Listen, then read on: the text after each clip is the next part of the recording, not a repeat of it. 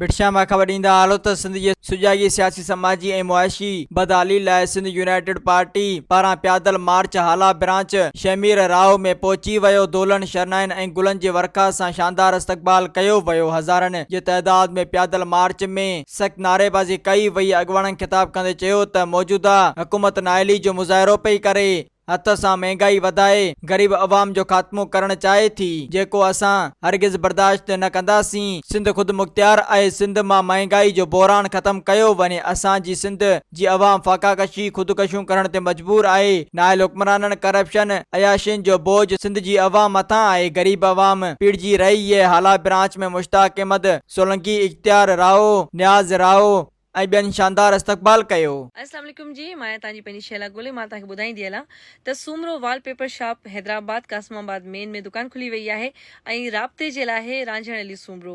जीअं तव्हां पंहिंजे घर में वॉलपेपर्स वग़ैरह लॻारायो था या डेकोरेशन जो खोड़ सारो कमु करारायो था त यकीनन नंबर ते तव्हां राब्तो। मज़ीद ख़बरनि ऐं तफ़सीलात लाइ विज़िट कयो असांजी वेबसाइट www.awamiNewsHD.com ऐं ॾिसंदा रहो अवामी न्यूज़ HD।